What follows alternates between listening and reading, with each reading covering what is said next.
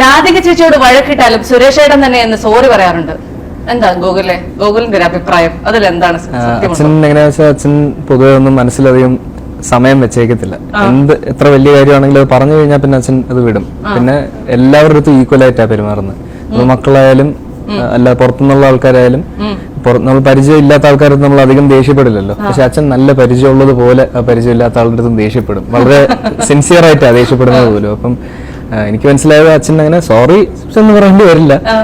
അത് അമ്മയ്ക്ക് അത് ആവശ്യമില്ല. പിണങ്ങുന്നതും ദേഷ്യപ്പെടുന്നതും ഒക്കെ ഭയങ്കര വിചിത്രമായ കാര്യമാണ്. നിങ്ങൾക്ക് ചിലപ്പം അയ്യേ ഇതാണോ സുരേഷ് ഗോപി എന്ന് ചിലപ്പോ തോന്നിയേക്കാം. ഒരു ഇൻസ്റ്റൻസ് പറയട്ടെ, ബോറാണോ സിൻസിയർ ആണോ ഇതിനൊക്കെ എന്തെങ്കിലും മൂല്യം കൽപ്പിക്കുന്നുണ്ടോ എന്നുള്ളത് നിങ്ങൾ നോക്കും. ചെക്ക് ബുക്ക് എടുത്തു വെച്ച് ഞാൻ എഴുതി ഒപ്പിട്ട് അവിടെ വെച്ചു.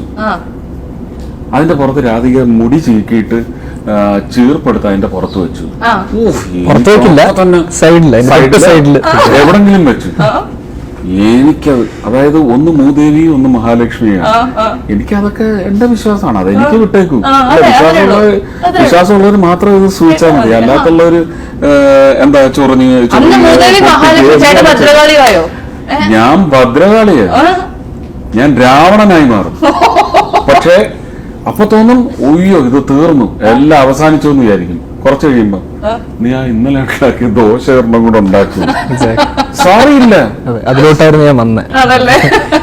സോറി ഇല്ല. കുറച്ച് കഴിയുമ്പോ നമുക്ക് തന്നെ തോന്നും നമ്മളുടെ അടുത്താണോ കുറച്ചു നേരം മുന്നേ ദേഷ്യപ്പെട്ട കുറച്ചു നേരം ദേഷ്യപ്പെട്ട ആള് തന്നെയാണോ ഇത് എന്നും കൂടെ ചിലപ്പോ തോന്നും.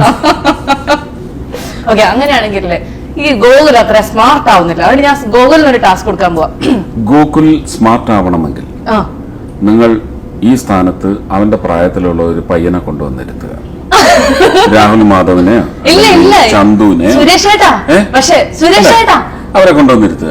അതും അല്ലെങ്കിൽ നൈല ഇരുത്തണ്ട, കുറച്ച് പൊസസീവാ ഞാൻ.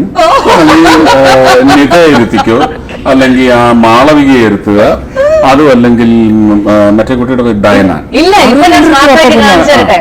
ഞാൻ പറയുന്നത് അതേ സ്പോർട്സ്മാൻ സ്പിരിറ്റിൽ എടുക്കണം കേട്ടോ. അതായത് അച്ഛന്റെ ഒരു ഡയലോഗ് ഞാൻ പറയാൻ പോവാണ്. ആ സാധനം ഗോകുലിവിടെ റീക്രിയേറ്റ് ചെയ്യും.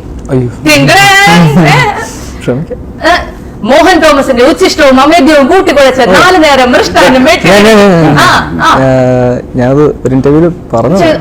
അത് കുഴപ്പമൊന്നുമില്ല. ഇത് കാണുന്ന വേറെ ആൾക്കാർ. അത്രേ ഉള്ളൂ. ഞങ്ങളുടെ മാർക്കറ്റ് ഏരിയ വേറെ.